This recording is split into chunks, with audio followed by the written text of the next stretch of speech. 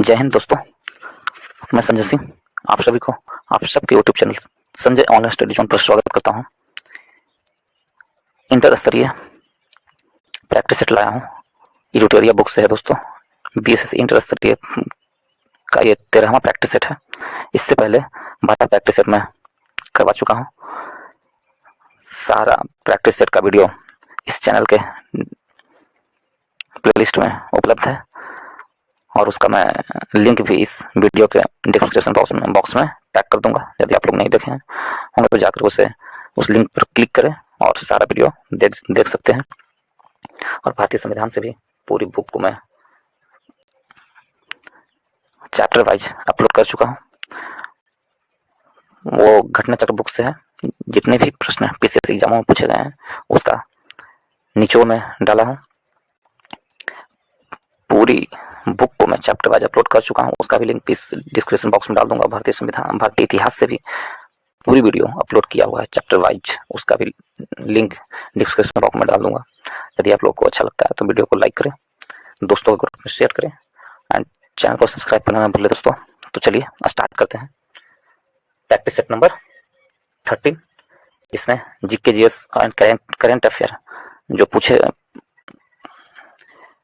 पूछने की जो संभावना है वो मैं लाया हूँ। 75 प्रश्न होंगे इसमें। तो चलिए स्टार्ट करते हैं। पहला प्रश्न है, इस प्रैक्टिस सेट का पहला प्रश्न है। आप लोग भी अपने बनाते चलिएगा, कितना सही होता है वो देखिए। तो चलिए इसको हम लोग देखते हैं। इसमें लिखा हुआ निम्नलिखित में से किस अधिनियम के तहत भारत में पहली बार मुसलमानों के लिए पृथक निर्वाचन मंडल की व्यवस्था की गई थी? तो मुसलमानों के लिए पृथक निर्वाचन मंडल की व्यवस्था किस अधिनियम के तहत की गई थी, ये प्रश्न पूछा है। तो 4 ऑप्शन है इसमें से। मुसलमानों के लिए 1909 का मॉर्ले मिंटो सुधार के तहत व्यवस्था की गई थी, अलग से व्यवस्था की गई थी 1909 के मॉर्ले मिंटो सुधार के तहत। ऑप्शन नंबर बी हमारा सही आंसर होगा। मॉर्ले मिंटो सुधार के तहत मुसलमानों के लिए पृथक निर्वाचन मंडल की शुरुआत की गई थी। ठीक है। 1909 में से पहली बार केंद्रीय विधानसभा परिषद हेतु मुस्लिम वर्ग के लिए पृथक निर्वाचन की व्यवस्था की गई थी। इसी सुधार के तहत जाति, वर्ग, धर्म आदि के आधार पर पृथक निर्वाचन प्रणाली अपनाई गई, जिससे presidency, corporation, chamber of commerce तथा जमींदारों को पृथक प्रतिनिधित्व दिया गया। तो इस प्रकार ऑप्शन नंबर बी हमारा सही आंसर होगा। नेक्स्ट प्रश्न चलते हैं, प्रश्न नंबर 2 की ओर। प्रश्न नंबर 2 में है संविधान की विशेषताएं और उनके स्रोत में से कौन सही सुमेलित है? तो संविधान की विशेषताएं और उनके स्रोत में से कौन सही सुमेलित है? और 4 कथन दिए हुए हैं और एक तरफ मैचिंग किया हुआ है। कौन सही है कौन गलत है ये हमसे पूछा है। तो देखिए, विधि का शासन, तो विधि का शासन अमेरिका से लिया हुआ है, गलत है। ये गलत है, विधि का शासन अमेरिका से नहीं लिया हुआ, ये गलत है। अब राष्ट्रपति चुनाव की पद्धति, तो राष्ट्रपति के चुनाव की जो पद्धति है कनाडाई संविधान से ली गई है, ये भी गलत है। सांसदों की संयुक्त बैठक है जो ऑस्ट्रेलिया के संविधान से ली गई है, ये सही है। और समानता और बंधुत्व फ्रांसीसी संविधान से ली गई है, ये भी सही है। तो कौन सही हमसे पूछ रहा है कि संविधान की विशेषता और उनके स्रोतों में से कौन सही सुमेलित है? 3 और 4 सही सुमेलित है। इस प्रकार ऑप्शन नंबर सी हमारा सही सुमेलित होगा। ऑप्शन नंबर सी सही सुमेलित है। तो यदि हम देखें विधि का शासन, तो विधि का शासन ब्रिटिश संविधान से लिया गया है, ब्रिटेन के संविधान से विधि का शासन लिया गया है। और राष्ट्रपति के चुनाव की जो पद्धति है वो आयरलैंड के संविधान से लिया गया है। तो यहाँ तो कनाडाई लिखा हुआ था, तो आयरलैंड के संविधान से लिया गया है। राष्ट्रपति के चुनाव की पद्धति आयरलैंड के संविधान से और विधि का शासन ब्रिटिश संविधान से लिया गया है। तो इस प्रकार ऑप्शन नंबर सी हमारा सही है। नेक्स्ट प्रश्न चलते हैं, प्रश्न नंबर 3 की ओर। प्रश्न नंबर 3 में कहा गया है कि निम्नलिखित में से सुमेलित करें। इसमें दिया हुआ है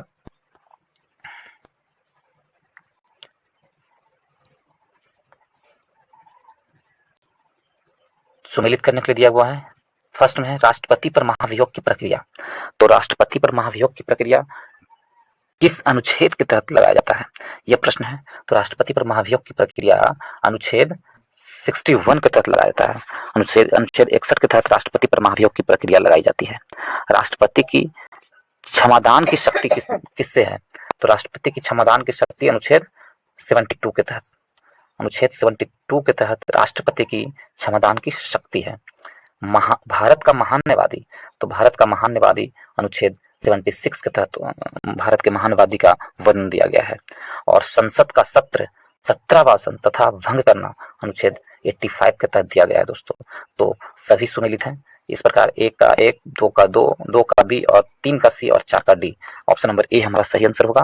राष्ट्रपति पर महाभियोग की प्रक्रिया अनुच्छेद 61 के तहत, राष्ट्रपति की क्षमादान की शक्ति अनुच्छेद 72 के तहत, राष्ट्रपति का महान्यवादी, भारत का महान्यवादी अनुच्छेद 76 के तहत, और संसद का सत्र 17वां तथा भंग करना अनुच्छेद 85 के तहत। तो ऑप्शन नंबर ए हमारा सही आंसर होगा। नेक्स्ट प्रश्न चलते हैं प्रश्न नंबर 4 की ओर। यदि प्रश्न नंबर 4 की ओर हम देखें तो इसमें दिया हुआ है विधानसभा में सीटों के अधिकतम और न्यूनतम संख्या कितनी हो सकती है। तो विधानसभा में सीटों की अधिकतम और न्यूनतम संख्या कितनी हो सकती है, ये प्रश्न है। 4 ऑप्शन है इसमें से। तो विधानसभा में सीटों की अधिकतम संख्या 60 होती है और न्यूनतम संख्या विधानसभा में सीटों की संख्या में अधिकतम यदि पूछे तो अधिकतम 500 होती है, ठीक है, और न्यूनतम 60 होती है। तो इस प्रकार ऑप्शन नंबर बी हमारा सही आंसर होगा। अधिकतम कितना, 500 और न्यूनतम 60। अपवाद है दोस्तों, कहीं कहीं विधानसभा में सीटों की संख्या 40 भी है, लेकिन न्यूनतम होनी चाहिए कितना, 60, और अधिकतम 500 सीट होनी चाहिए विधानसभा में। तो ऑप्शन नंबर बी मेरा सही आंसर होगा। ऑप्शन नंबर बी सही आंसर होगा। यदि हम देखें सबसे बड़े राज्य जहां विधानसभा की सीटों की संख्या सबसे अधिक है वो कौन से राज्य है, तो उत्तर प्रदेश, जहां विधानसभा की सीटों की संख्या 404 है। ठीक है, नेक्स्ट प्रश्न चलते हैं हम लोग प्रश्न नंबर 5 की ओर। प्रश्न नंबर 5 में कहा गया है कि निर्वाचन आयोग के संबंध में निम्नलिखित में से कौन सा कथन सही नहीं है। तो कौन सा कथन सही नहीं है निर्वाचन आयोग के संबंध में? संविधान के भाग 15 के अनुसार 15 के अनुच्छेद 324 से 329 के बीच निर्वाचन आयोग का वर्णन है, ये दिया गया है। हमसे पूछा कौन सही नहीं है, तो ये तो सही है। संविधान के भाग 15 में निर्वाचन आयोग के बारे में दिया गया है, सही है। अनुच्छेद 324 से 329 तक है, ये भी सही है। तो कथन एक तो सही है। हमसे पूछा कौन सही नहीं है, निर्वाचन आयोग के सदस्यों की संख्या राष्ट्रपति द्वारा निर्धारित की जाती है, ये भी सही है दोस्तों। ए और बी दोनों सही है। सी में देखते हैं हम लोग, सी नंबर में क्या दिया है, इसमें दिया हुआ है कि मुख्य चुनाव आयुक्त राष्ट्रपति के प्रसाद पर्यंत अपना पद धारण नहीं करते हैं, ये भी सही है। राष्ट्रपति के प्रसाद पर्यंत धारण नहीं करते हैं, ये भी सही है। और डी नंबर देखते हैं, निर्वाचन आयोग के सदस्य 6 वर्षों की अवधि या 62 वर्ष की उम्र दोनों में से जो पहले हो के लिए पद धारण करते हैं, तो ये गलत है। ऑप्शन नंबर डी गलत है। हमसे पूछा कौन सही नहीं है, तो ऑप्शन नंबर डी सही नहीं है।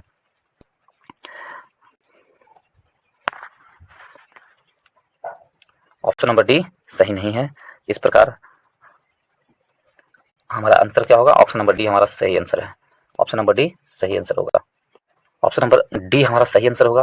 हमसे इसमें कहा गया है कि निर्वाचन आयोग के सदस्य 6 वर्ष या 62 वर्ष जो भी पहले हो, तो 6 वर्ष तो सही है। निर्वाचन आयोग के सदस्यों की जो टाइम ईयर होता है 6 वर्ष सही है, लेकिन 62 वर्ष नहीं होता दोस्तों, 65 वर्ष होता है। 6 वर्ष या 65 वर्ष जो भी पहले हो, तब वो पद से अपना पद से वो विमुक्त होंगे, या रिटायरमेंट की उम्र सीमा है ये। तो 6 वर्ष या 65 वर्ष जो भी पहले हो, लेकिन इसमें 62 वर्ष है, इसलिए ये गलत है ऑप्शन नंबर डी। और बाकी ए और बी सी सही कथन था, ऑप्शन नंबर डी हमारा गलत कथन है। इस प्रकार ऑप्शन नंबर डी हमारा सही आंसर है। नेक्स्ट प्रश्न चलते हैं प्रश्न नंबर 6 की ओर। किस अनुच्छेद के तहत संसद के दोनों सदनों से पारित विधेयक को राष्ट्रपति की सहमति के लिए भेजा जाता है? तो किस अनुच्छेद के तहत दोनों सदनों से पारित विधेयक को राष्ट्रपति की सहमति के लिए भेजा जाता है? किस अनुच्छेद के तहत? 4 ऑप्शन है, इसमें से ऑप्शन नंबर सी हमारा सही आंसर होगा। अनुच्छेद 111 के तहत राष्ट्रपति के सहमति के लिए पारित विधेयक को भेजा जाता है। किस अनुच्छेद के तहत? अनुच्छेद 111 के तहत। यदि हम अनुच्छेद 106 को देखें तो अनुच्छेद 106 में संसद के सदस्यों के वेतन और भत्ते के बारे में दिया गया है। अनुच्छेद 106 में संसद के सदस्यों के वेतन और भत्ते अनुच्छेद 106 में है। अनुच्छेद 109 को देखें तो इसमें धन विधेयक के संबंध में विशेष प्रक्रिया है। धन विधेयक के संबंध में क्या है? विशेष प्रक्रिया अनुच्छेद 109 में। अनुच्छेद 121 में संसद में चर्चा पर निवर्धन है। संसद में चर्चा पर निवर्तन किया गया है। तो अनुच्छेद 111 में तो किस अनुच्छेद 111 में संसद के दोनों सदनों से यदि कोई विधेयक पारित हो जाता है और राष्ट्रपति की सहमति के लिए भेजा जाता है, अनुच्छेद 111 के तहत। तो ऑप्शन नंबर सी हमारा सही आंसर है। नेक्स्ट प्रश्न चलते हैं प्रश्न नंबर 7 की ओर। प्रश्न नंबर 7 में दिया गया है कि संसदीय समिति के संबंध में निम्नलिखित में से कौन सा कथन सही नहीं है। संसदीय समिति के संबंध में कौन सा कथन सही नहीं है, ये प्रश्न पूछा है। 4 ऑप्शन है, 4 ऑप्शन में से ऑप्शन नंबर यदि हम पूरा पढ़े तो यह समितियां कानून बनाने में महत्वपूर्ण भूमिका निभाती है। संसदीय समिति का ये तो सही है, ये सही है। संसदीय समिति है जो कानून बनाने में महत्वपूर्ण भूमिका निभाती है, सही है। यह विभिन्न विभागों द्वारा किए गए खर्चों, भ्रष्टाचार के मामलों आदि की जांच करती है, ये भी सही है। और इसके बाद समितियां केवल सदन के अधिवेशन के समय ही कार्य करती है, ये गलत है। तो और ऑप्शन नंबर डी में देखें, ये समितियां सदन के दैनिक कार्यों में भी भूमिका निभाती है, तो ऑप्शन डी भी सही है। तो कौन सही नहीं है? ऑप्शन नंबर सी सही नहीं है। इस प्रकार ऑप्शन नंबर सी हमारा सही आंसर होगा। नेक्स्ट प्रश्न चलते हैं प्रश्न नंबर 8 की ओर। प्रश्न नंबर 8 में है, इसमें दिया गया है दोस्तों कि एक तरफ अनुसूची है और दूसरी तरफ उसमें वर्णन है। तो इसमें पूछा गया कौन सा सही सुमेलित नहीं है, ये प्रश्न पूछा है। देखिए दूसरी अनुसूची में है, तो दूसरी अनुसूची में क्या दिया है? दूसरी अनुसूची में विभिन्न पदाधिकारियों के वेतन एवं भत्ते, बिल्कुल सही है, दूसरी अनुसूची में ही दिया गया है विभिन्न पदाधिकारियों के वेतन एवं भत्ते। तीसरी अनुसूची विभिन्न पदाधिकारियों द्वारा ली जाने वाली शपथ, ये भी सही है। चौथी अनुसूची विभिन्न राज्यों तथा केंद्र शासित प्रदेशों का राज्यसभा में प्रतिनिधित्व, ये भी सही है, तीनों सही है। और डी नंबर देखिए 5वीं अनुसूची असम, मेघालय, त्रिपुरा और मिजोरम के जनजाति क्षेत्रों का प्रशासन, तो ये ऑप्शन नंबर डी हमारा गलत होगा। 5वीं अनुसूची में असम, मेघालय, त्रिपुरा और मिजोरम के जनजाति क्षेत्रों का प्रशासन नहीं दिया हुआ है, ये गलत है। तो हमसे पूछा कौन गलत है, तो ऑप्शन नंबर डी गलत है। यदि तो हमारा आंसर क्या होगा? ऑप्शन नंबर डी हमारा सही आंसर होगा। 5वीं अनुसूची में अनुसूचित क्षेत्रों और अनुसूचित जनजाति के प्रशासन और नियंत्रण के बारे में उल्लेख है, न कि कोई राज्य के बारे में दिया हुआ है। 5वीं अनुसूची में क्या है? अनुसूचित क्षेत्रों और अनुसूचित जनजातियों के प्रशासन और नियंत्रण के बारे में उल्लेख है। और 6ठी अनुसूची में दिया हुआ है असम, मेघालय, त्रिपुरा और मिजोरम राज्य के जनजातीय क्षेत्रों के प्रशासन के बारे में प्रावधान है 6ठी अनुसूची में, न कि 5वीं। ऑप्शन नंबर डी हमारा सही आंसर होगा। इस प्रकार ऑप्शन नंबर डी हमारा सही आंसर है। नेक्स्ट प्रश्न चलते हैं प्रश्न नंबर 9 की ओर। प्रश्न नंबर 9 में दिया गया है कि संसद के दोनों सदनों की संयुक्त बैठक के दौरान यदि लोकसभा अध्यक्ष अनुपस्थित हैं तो संयुक्त बैठक की अध्यक्षता निम्नलिखित में से कौन करेंगे? दोनों सदन की बैठक हो रही है और उस समय लोकसभा अध्यक्ष अनुपस्थित हैं, तो उस सदन की संयुक्त सदन की अध्यक्षता कौन करेंगे, ये प्रश्न पूछा है।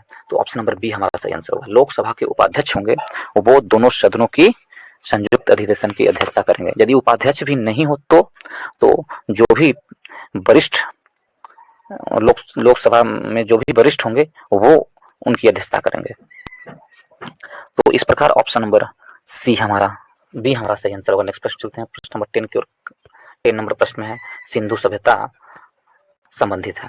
तो सिंधु सभ्यता किससे संबंधित है? तो सिंधु सभ्यता एक क्या थी? तो सिंधु सभ्यता है जो एक अधैतिहासिक सभ्यता थी, अधैतिहासिक युग, अधैतिहासिक, जिसमें एक हो गया दोस्तों प्राग ऐतिहासिक, एक ऐतिहासिक और अधैतिहासिक। तो प्राग ऐतिहासिक कहा जाता है जिसमें कुछ भी लिखित ना मिले, वैसे काल को जिसका कुछ लिखित ना मिले उसे प्राग ऐतिहासिक। अधैतिहासिक वैसे काल को कहते हैं जिसके लिखित तो मिला हो परंतु पढ़ा ना जा सके, तो वो क्या हुआ? अधैतिहासिक कहलाया। और ऐतिहासिक युग जिसमें लिखित मिला हो और पढ़ा भी जा सके, तो वो ऐतिहासिक काल। तो हमसे पूछा गया सिंधु सभ्यता, तो अधैतिहासिक काल होगा क्योंकि ये पढ़ा ना जा सकने वाला है। तो ऑप्शन नंबर बी हमारा सही आंसर होगा। नेक्स्ट प्रश्न चलते हैं प्रश्न नंबर 11 की ओर। प्रश्न नंबर 11 में है मैचिंग दिया हुआ है, एक तरफ वैदिक नदियां हैं, उनके आधुनिक नाम दिए हुए हैं, तो इसे हम लोग मैचिंग करेंगे। चलिए देखते हैं इसे। कुंभा किस नदी का वैदिक नाम है? तो कुंभा है जो काबुल का वैदिक नाम था, परुष्णी। रावी का वैदिक नाम है परुष्णी। सदानीरा गंडक का वैदिक नाम है। सतुद्री सतलज का वैदिक नाम है। तो इस तरह मैचिंग करें तो 2 3 1 4 ऑप्शन नंबर बी हमारा सही आंसर होगा। 2 3 1 4 कुंभा, काबुल, परुष्णी रावी, सदानीरा गंडक और Satudri Sutlej. Option number B हमारा सही आंसर होगा। नेक्स्ट प्रश्न चलते हैं प्रश्न नंबर 12 की ओर। प्रश्न नंबर 12 में है बौद्ध ग्रंथ एवं उनके रचनाकार के संबंध में कौन सा विकल्प गलत है। बौद्ध ग्रंथ और उनके रचनाकार के संबंध में कौन सा विकल्प गलत है, यह प्रश्न पूछा गया है। तो 12 नंबर प्रश्न में देखें, इसमें है मिलिंद पन्हो नागसेन, माध्यमिका कारिक सूत्र तो नागार्जुन, ये भी सही है। और अभिधम कोश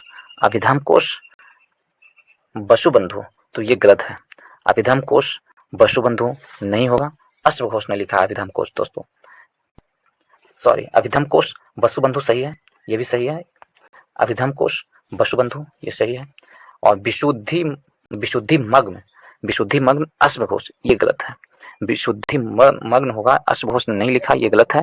वह बुद्ध घोष ने लिखा है विशुद्धि मग्न, बुद्ध घोष के लिखा हुआ न कि अश्वघोष का। तो ऑप्शन नंबर डी हमारा गलत आंसर है। हमसे कहा कौन सुमेलित नहीं है, तो ऑप्शन नंबर डी हमारा सही नहीं है। ऑप्शन नंबर डी सुमेलित नहीं है। नेक्स्ट प्रश्न चलते हैं प्रश्न नंबर 13 की ओर। 13 नंबर प्रश्न में दिया है किस विद्वान का मानना था कि अलाउद्दीन खिलजी के बाजार नियंत्रण का एक बड़ा उद्देश्य हिंदुओं को सजा देना था। तो किस विद्वान का यह मानना था। तो 4 ऑप्शन इसमें से ऑप्शन नंबर डी जियाउद्दीन बर्नी का मानना था कि बाजार नियंत्रण का एक बड़ा उद्देश्य हिंदुओं को सजा देना था। ऑप्शन नंबर डी हमारा सही आंसर है, जियाउद्दीन बर्नी का मानना था। जियाउद्दीन बर्नी ने तारीख फिरोजशाही, बर्नी की प्रसिद्ध पुस्तक है तारीख फिरोजशाही एवं फतवा जहांदारी, ये उनकी प्रसिद्ध पुस्तक है। ऑप्शन नंबर डी हमारा सही आंसर है। नेक्स्ट प्रश्न चलते हैं प्रश्न नंबर 14 की ओर। प्रश्न नंबर 14 में कहा गया है कि निम्नलिखित में से कौन सा विद्रोह सबसे पहले हुआ है। 4 विद्रोह दिए हुए हैं, इसमें से कौन सा विद्रोह सबसे पहले हुआ है, यह प्रश्न पूछा है। यदि हम देखें इसमें सिपाही विद्रोह को देखो, तो सिपाही विद्रोह 1700, सिपाही विद्रोह बंगाल का सिपाही विद्रोह देखें 1764 ईस्वी में हुआ था सबसे पहले, ठीक है। बंगाल का सिपाही विद्रोह यदि हम देखें तो उसका हुआ था 1764 में,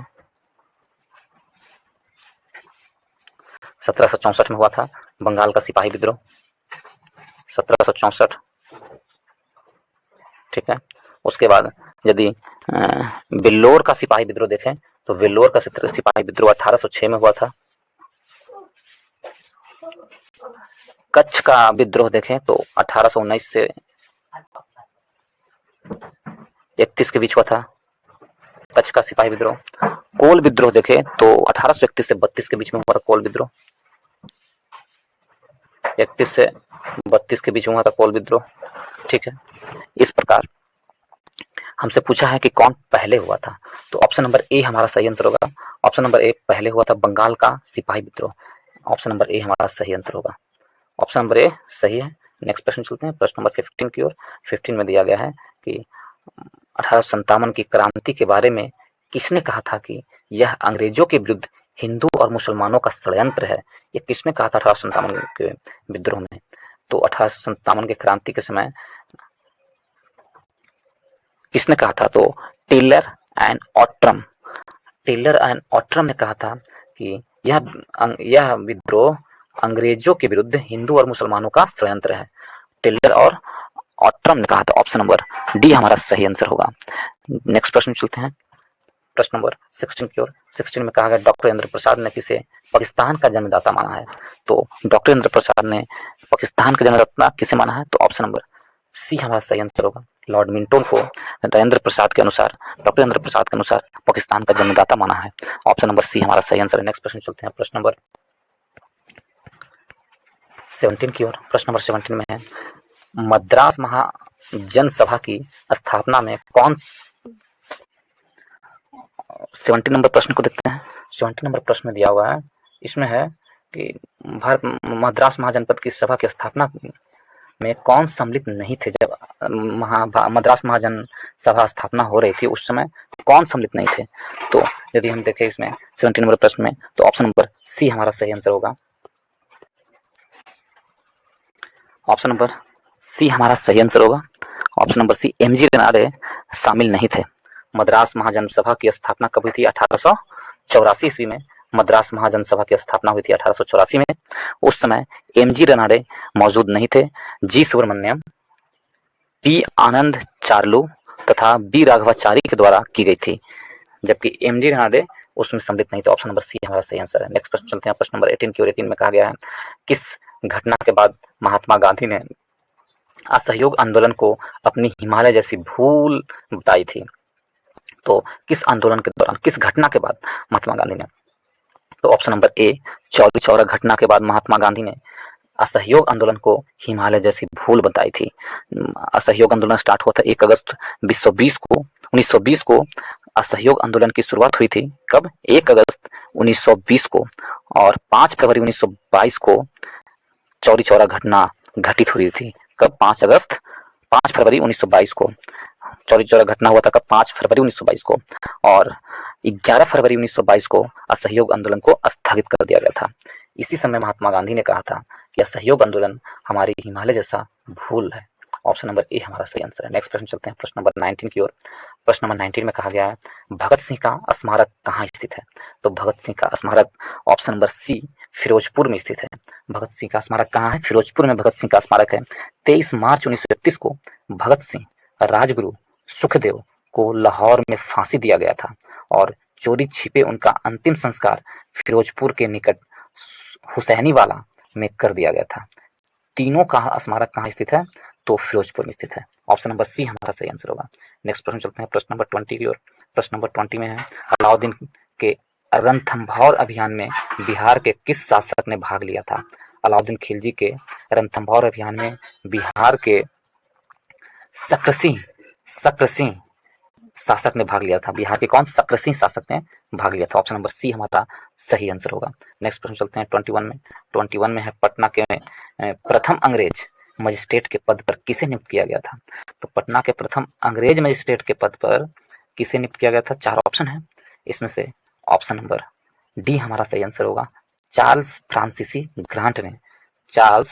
ग्रांट के द्वारा नियुक्त किया गया था। पटना के प्रथम अंग्रेज मजिस्ट्रेट कौन थे? तो चार्ल्स फ्रांसीसी ग्रांट। ऑप्शन नंबर डी हमारा सही आंसर है। नेक्स्ट प्रश्न चलते हैं प्रश्न नंबर 22 में। 22 में कहा गया है निम्नलिखित में से कौन सा जलड़ मरुमध्य काला सागर और मरमरा सागर को जोड़ता है।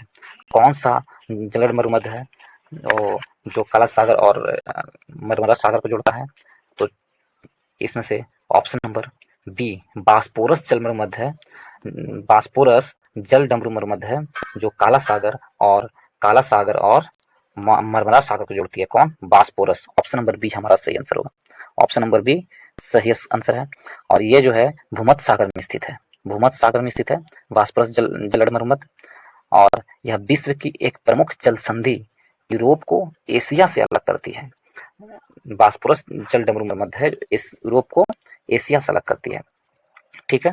और मरमरा सागर तुर्की का एक अंतर्देशीय समुद्र है। मरमरा सागर लगभग 280 किलोमीटर लंबा है। तो ऑप्शन नंबर बी हमारा सही आंसर है। नेक्स्ट प्रश्न चलते हैं प्रश्न नंबर 23 में दक्षिणी गोलार्ध का सबसे बड़ा दिन होता है। तो दक्षिणी गोलार्ध का सबसे बड़ा दिन 22 दिसंबर को होता है दोस्तों। ऑप्शन नंबर डी हमारा सही आंसर है। नेक्स्ट प्रश्न चलते हैं प्रश्न नंबर 24 की ओर। 24 में यदि हम देखें तो इसमें कहा गया है दो समानांतर भ्रंशों के बीच उठे हुए भाग को क्या कहा जाता है। दो समानांतर भ्रंशों के बीच उठे हुए भाग को ब्लॉक पर्वत कहते हैं। ब्लॉक पर्वत कहा जाता है। ऑप्शन नंबर सी हमारा सही आंसर होगा। ब्लॉक पहाड़ पर ऊंचे पठारों या चौड़े गुंबदों में बनते हैं जब दो भ्रंश रेखा के बीच एक चट्टान ऊपर उठ जाता है या दो भ्रंश रेखा के मध्य चट्टान को छोड़कर किनारे वाला चट्टान धंस जाती है तो उसे ब्लॉक पर्वत का निर्माण होता है। जर्मनी की राइन वैली, फ्रांस की बासजेस पर्वत, जर्मनी में ब्लॉक फॉरेस्ट, ये सब क्या है? ब्लॉक पर्वत का उदाहरण है। तो ऑप्शन नंबर सी सही आंसर है। नेक्स्ट प्रश्न चलते हैं प्रश्न नंबर 25 में कहा गया है कि दोमट मिट्टी उसे कहते हैं जिसमें, तो दोमट मिट्टी है जिसमें बालू के कणों का अनुपात अधिक और मृत्तिका की मात्रा कम होती है, उसे दोमट मिट्टी कहते हैं। ऑप्शन नंबर बी सही आंसर है। नेक्स्ट प्रश्न चलते हैं प्रश्न नंबर 26 की ओर। 26 में कहा गया है निम्नलिखित में से कौन सी सुमेलित नहीं है। तो कौन सुमेलित नहीं है ये प्रश्न है। सैंटा एना क्या है? तो कैलिफोर्निया देश की एक तरफ पवन है, एक तरफ देश है, तो कैलिफोर्निया की पवन है सेंटा एना, ये सही है। और हबूब सूडान की पवन है, ये भी सही है। और यामो जापान की पवन है, ये भी सही है। मिस्ट्रिल मिस्ट्रिल ऑस्ट्रेलिया की पवन है, ये गलत है, ये गलत है। हमसे पूछा कौन सुमिलित नहीं है, तो ऑप्शन नंबर डी हमारा सही सुमिलित नहीं है। ऑप्शन नंबर डी गलत है। मिस्ट्रिल ठंडी ध्रुवीय स्थलीय पवन है। सेंटा है जो सेंटा या सांताना दक्षिण कैलिफोर्निया जो यूएसए में पड़ता है, चलने वाली गर्म पवन है। ये क्या है, गर्म पवन है, सेंटा या सेंटाना, ठीक है, गर्म पवन है कैलिफोर्निया या यूएसए में चलने वाली। और गर्म और शुष्क स्थानीय पवनें हैं। हबूब सूडान में चलने वाली, हबूब है, हबूब सूडान में चलने वाले और धूल भरी शुष्क पवन कहलाते हैं। हबूब कहाँ चलती है, सूडान में। ये भी धूल भरी आंधी जो चलती है वो सूडान में चलने वाली। यामो है जो जापान में चलने वाली गर्म एवं शुष्क पवनें हैं, ठीक है। ये तीनों सही है। ऑप्शन नंबर डी गलत है। मिस्ट्री ठंडी ध्रुवीय स्थानीय पवन है जो भूमध्य सागर से उत्तर पश्चिम भाग में विशेषकर स्पेन और फ्रांस में प्रभावित होती है। मिस्ट्री स्पेन और फ्रांस में, न कि ऑस्ट्रेलिया में। तो हमसे पूछा कौन सही सम्मिलित नहीं है, ऑप्शन नंबर डी हमारा सही सम्मिलित नहीं है। इस प्रकार ऑप्शन नंबर डी हमारा सही आंसर होगा। नेक्स्ट प्रश्न चलते हैं, प्रश्न नंबर 27 में। 27 में कहा गया निम्नलिखित में से कौन सुमिलित नहीं है। ये भी हमसे प्रश्न पूछा, एक तरफ देश है दूसरी तरफ मुद्रा है, इसमें से कौन सुमिलित नहीं है। यदि हम देखें बहरीन की मुद्रा दिनार है, सही है, सही सुमिलित है। मंगोलिया का मुद्रा तुगरिक है, ये भी सही है। मलेशिया का मुद्रा रिंगिट है, मलेशिया का मुद्रा रिंगिट है, ये भी सही है दोस्तों। इजराइल की मुद्रा डॉलर है, ये गलत है। इजराइल का मुद्रा डॉलर नहीं है, इजराइल का मुद्रा न्यू शेकेल है। तो हमसे पूछा कौन सुमिलित नहीं है, ऑप्शन नंबर डी हमारा सुमिलित नहीं है। ऑप्शन नंबर डी सुमिलित नहीं है। इजराइल की मुद्रा का नाम क्या है, तो न्यू शेकेल इजराइल की मुद्रा का नाम है। बहरीन की राजधानी देखें तो बहरीन की राजधानी मनामा है, उसकी मुद्रा दिनार है। मंगोलिया की राजधानी उलान बटोर है और बहरीन की राजधानी मनामा, मुद्रा दिनार। मंगोलिया की राजधानी उलान बटोर, मंगोलिया की राजधानी कहाँ, उलान बटोर है और मुद्रा तुगरिक। मलेशिया की राजधानी कोलालमपुर, मुद्रा रिंगिट। और इजराइल की राजधानी जेरूसलम, मुद्रा न्यू शेकेल, ना कि डॉलर। ऑप्शन नंबर डी हमारा सही आंसर। नेक्स्ट प्रश्न चलते हैं, प्रश्न नंबर 28 में। 28 में कहा गया सिंधु नदी अरब सागर में गिरती है, इसका उद्गम स्थल कहाँ है। तो सिंधु नदी अरब सागर में गिरती है, तो सिंधु नदी है जो कैलाश के हिमानी क्षेत्र से उद्गम होती है। ऑप्शन नंबर सी हमारा सही आंसर होगा। सिंधु नदी का उद्गम स्थल कैलाश मानसरोवर के हिमानी क्षेत्र से होती है। ऑप्शन नंबर सी हमारा सही आंसर है। सिंधु नदी की लंबाई 3610 किलोमीटर है, ठीक है। और कैलाश हिमानी से यह नदी तिब्बत और कश्मीर के बीच बहती है। यह नदी लेह में भारत में प्रवेश करती है। सतलज, ब्यास, रावी, चिनौर, झेलम मिलकर पाकिस्तान में मिठान कोट के पास सिंधु नदी से मिल जाती है और अरब सागर में जाकर गिर जाती है। तो ऑप्शन नंबर सी हमारा सही आंसर होगा। नेक्स्ट प्रश्न चलते हैं, प्रश्न नंबर 29 की ओर। यदि 29 में देखें तो एक तरफ खान है और उससे वहां से निकलने वाली मटेरियल का नाम दिया हुआ है खेतड़ी। खेतड़ी से कौन सा मटेरियल निकलता है वो मैच करना है दोस्तों। तो खेतड़ी से तांबा निकलता है, ये सही है। नवेली से लिग्नाइट निकलता है, ये भी सही है। और जादूगोड़ा से लोहा निकलता है, ये भी सही है। कुद्रेमुख से यूरेनियम निकलता है, कुद्रेमुख से लोहा निकलता है, यहाँ पर गलत है। देखिए, खेतड़ी से तांबा, नवेली से लिग्नाइट, जादूगोड़ा से यूरेनियम और कुद्रेमुख से लौह निकलता है। इस प्रकार ऑप्शन नंबर 1 का क्या होगा, 1 का 1, 2 का 2 और सी का 3, 4 और डी का 3। तो 1, 2, 4, 3, ऑप्शन नंबर बी हमारा सही आंसर होगा। ऑप्शन नंबर बी सही आंसर है। नेक्स्ट प्रश्न चलते हैं, प्रश्न नंबर 30 की ओर। प्रश्न नंबर 13 में है, इसमें कहा गया है कि राष्ट्रीय सामाजिक सहायता कार्यक्रम में गरीबी रेखा के नीचे के निम्नलिखित कार्यक्रम को सुमिलित कीजिए। तो गरीबी रेखा के नीचे जो कार्यक्रम होगा उसको सुमिलित करना है राष्ट्रीय सामाजिक सहायता कार्यक्रम के तहत। तो ऑप्शन नंबर सी महिला किसान सशक्तिकरण परियोजना, ऑप्शन नंबर सी हमारा सही आंसर होगा। महिला किसान सशक्तिकरण परियोजना, ऑप्शन नंबर सी सही आंसर है। नेक्स्ट प्रश्न करते हैं, ऑप्शन नंबर सी सही आंसर नहीं है। कौन गरीबी कार्यक्रम सम्मिलित नहीं है सो कह रहा है। ये राष्ट्रीय परिवार लाभ कार्यक्रम सही है। अन्नपूर्णा ये भी सही है। और कौन सही नहीं है, तो ऑप्शन नंबर सी सही नहीं है। नेक्स्ट प्रश्न चलते हैं। नेक्स्ट प्रश्न जो प्रश्न नंबर इसमें दिया गया है कि इनमें से किसने गरीबी निवारण के प्रभावपूर्ण अस्त्र के रूप में स्वयं सेवा समूह के विचार को दिया था? स्वयं सेवा समूह के विचार को कौन दिया था? तो स्वयं सेवा समूह के विचार को मोहम्मद यूनिस के द्वारा दिया गया था। ऑप्शन नंबर बी हमारा सही आंसर होगा, मोहम्मद यूनिस के द्वारा। नेक्स्ट प्रश्न चलते हैं प्रश्न नंबर 32 की ओर। 32 में कहा गया है मध्याह्न भोजन हेतु किसके द्वारा प्रबंध तथा वित्तीय व्यवस्था की जाती है? तो जो दोपहर का भोजन स्कूलों में दिया जाता है वो किसके द्वारा दिया जाता है? तो मानव संसाधन विकास मंत्रालय द्वारा दिया जाता है, उसी के द्वारा वित्तीय व्यवस्था की जाती है। ऑप्शन नंबर डी हमारा सही आंसर होगा। नेक्स्ट प्रश्न चलते हैं प्रश्न नंबर 33 की ओर। 33 में कहा गया है, इस प्रश्न में है कि समन्वित बाल विकास परियोजना के अंतर्गत निम्नलिखित में से कौन सा एक सम्मिलित नहीं है? कौन सा एक सम्मिलित नहीं है? पूरक पोषण, टीकाकरण, पोषण एवं स्वास्थ्य शिक्षा या परिवार नियोजन?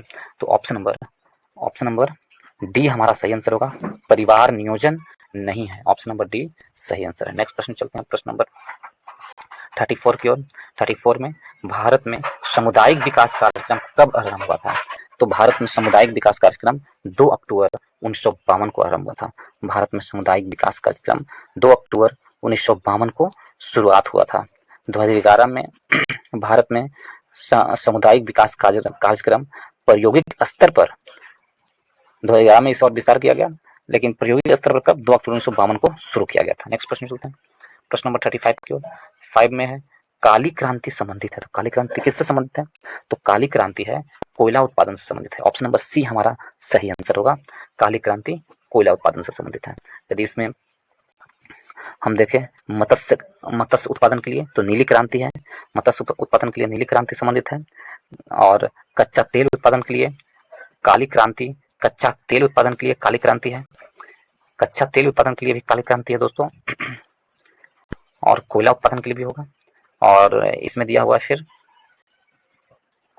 कच्चा तेल के लिए काली क्रांति। कुछ और क्रांति के बारे में देखें, जैसे हरित क्रांति खाद्यान्न उत्पादन के लिए, ग्रे क्रांति उर्वरक उत्पादन के लिए, गुलाबी क्रांति झींगा या प्याज उत्पादन के लिए, नीली क्रांति मत्स्य उत्पादन के लिए, लाल क्रांति टमाटर या मांस उत्पादन के लिए, श्वेत क्रांति दुग्ध उत्पादन के लिए। तो ऑप्शन नंबर सी हमारा सही आंसर होगा। नेक्स्ट प्रश्न चलते हैं प्रश्न नंबर सी एंड बी दोनों सही आंसर होगा। इसमें कोयला उत्पादन और कच्चा तेल उत्पादन दोनों सही आंसर होगा। नेक्स्ट प्रश्न चलते हैं प्रश्न नंबर 36 में ग्लोबल हंगर इंडेक्स 2023 में भारत का स्थान क्या है? तो ग्लोबल हंगर इंडेक्स में भारत का स्थान 111वां है। ऑप्शन नंबर बी हमारा सही आंसर होगा। नेक्स्ट प्रश्न चलते हैं 37 में रसायन क्षेत्र में 2023 के लिए निम्नलिखित में से किसे नोबेल पुरस्कार से सम्मानित नहीं किया गया है? तो रसायन क्षेत्र में 2023 में किससे नोबेल पुरस्कार से सम्मानित नहीं किया गया है? तो ऑप्शन नंबर बी हमारा सही आंसर होगा, ऑप्शन नंबर डी हमारा सही आंसर होगा, डू विसमैन को रसायन क्षेत्र में नोबेल पुरस्कार 2023 का नहीं दिया गया है। 2023 का रसायन क्षेत्र में नोबेल पुरस्कार दिया गया है किसे? मोगी जी बॉरवेडी जो फ्रांस के हैं, लुइस ई ब्रूस यूएसए के हैं, अलेक्सी एल एक्विमोव जो रूस के हैं। इन तीनों को रसायन के क्षेत्र में 2023 का नोबेल पुरस्कार दिया गया है। ऑप्शन नंबर डी को नहीं दिया गया है। नेक्स्ट प्रश्न चलते हैं प्रश्न नंबर 38 में। प्रश्न नंबर 38 में है एशिया गेम्स 2023 में भारत ने अपना पहला स्वर्ण पदक किस खेल में जीता था? तो एशिया गेम 2023 में भारत ने अपना पहला स्वर्ण पदक ऑप्शन नंबर ए शूटिंग में जीता था। नेक्स्ट प्रश्न चलते हैं प्रश्न नंबर 39 में।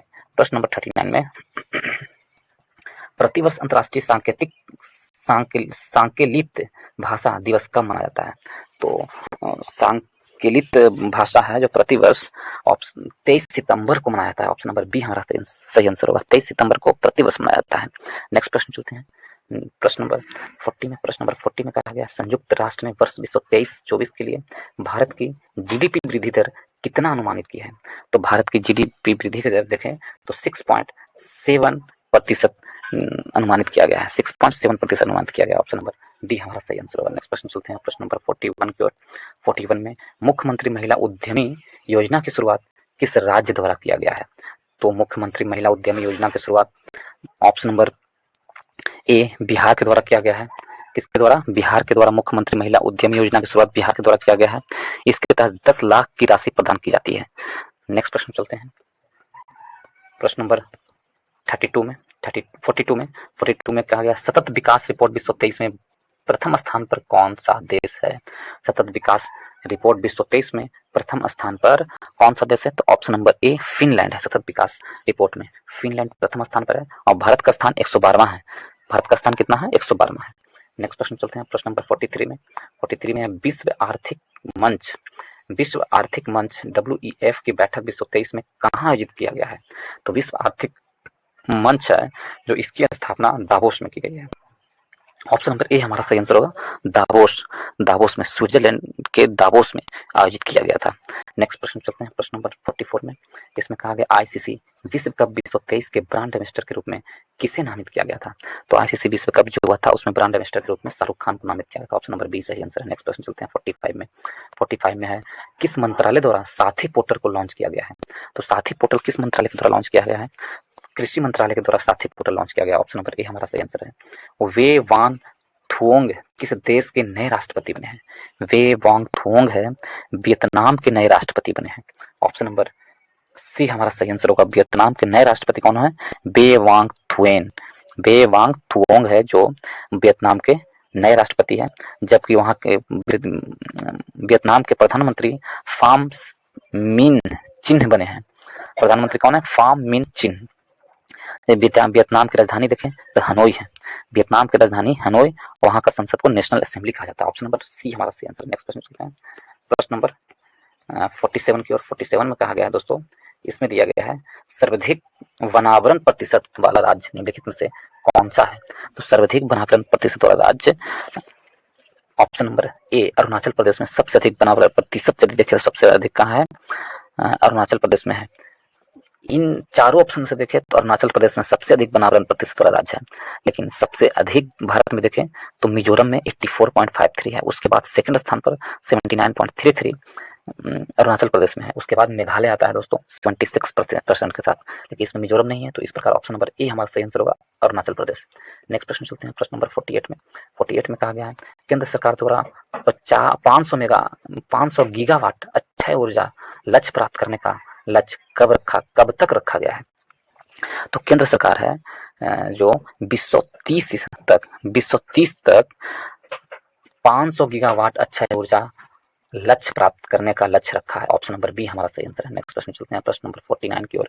इसमें कहा गया 49 में पुस्तक द योग सूत्र फॉर चिल्ड्रन के लेखक कौन है?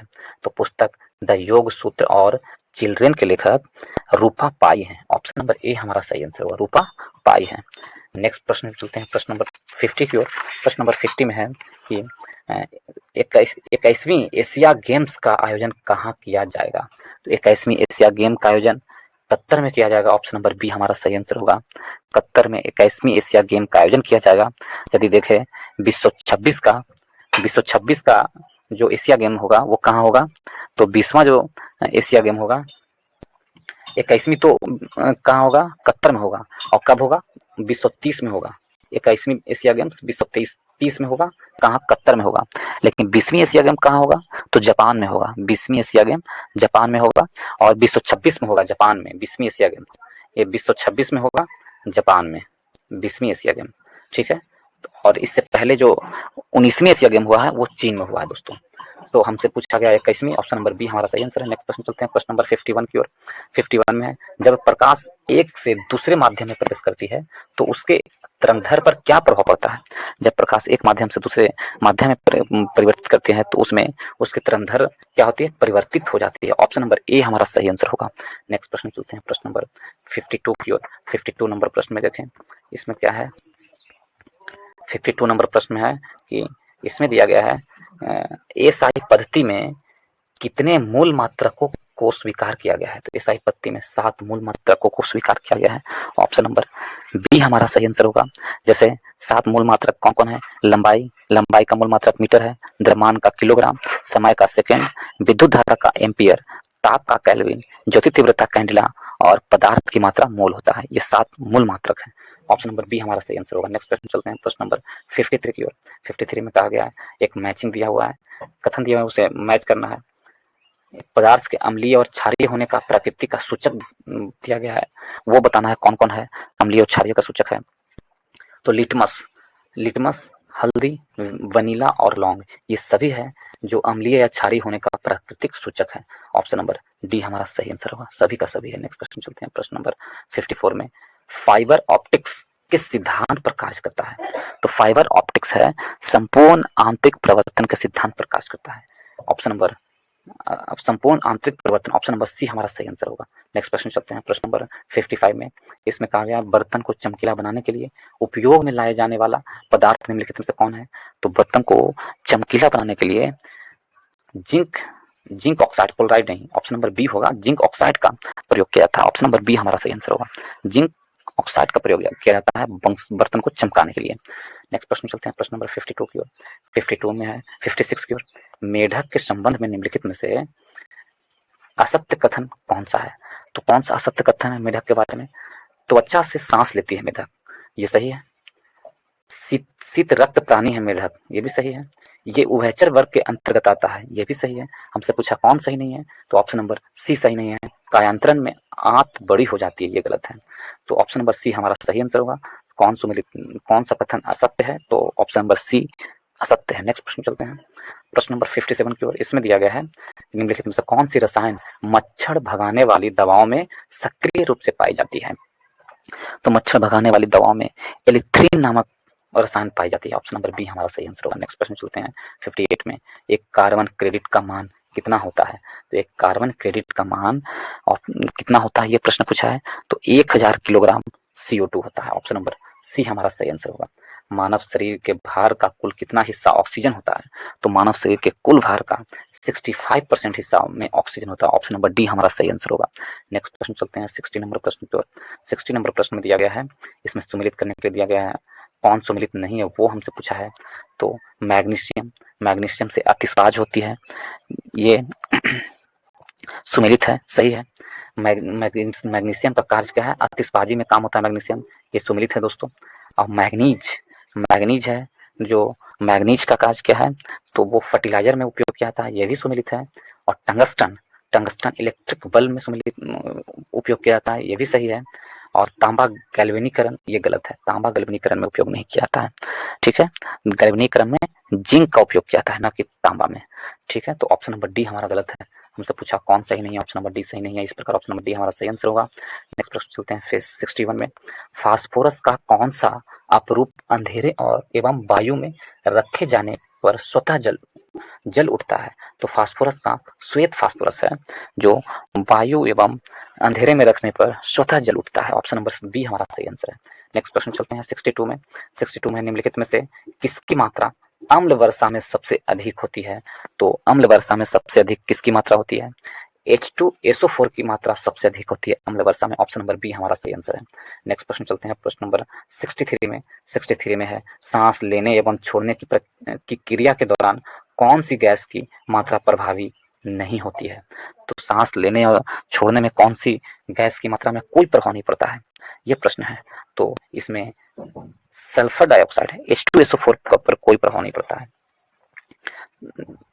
इसमें, सॉरी H2SO4 नहीं, नाइट्रोजन ऑक्साइड पर कोई भी प्रभाव नहीं पड़ता, ऑप्शन नंबर बी हमारा, नाइट्रोजन में कोई भी प्रभाव नहीं पड़ता, ऑप्शन नंबर बी हमारा सही आंसर होगा। जितना नाइट्रोजन हम लोग लेते हैं उतना ही छोड़ देते हैं, ऑप्शन नंबर बी सही आंसर है। 62 नंबर प्रश्न देखें दोस्तों, इसे हम लोग नहीं देखे थे। कहा गया है किसकी मात्रा अम्ल वर्षा में सबसे अधिक होती है? तो अम्ल वर्षा में सबसे अधिक किसकी मात्रा होती है? H2SO4 की अम्ल वर्षा में सबसे अधिक मात्रा होती है, ऑप्शन नंबर बी हमारा सही आंसर होगा। 63 हो गया, चलिए 64 में हम लोग चलते हैं।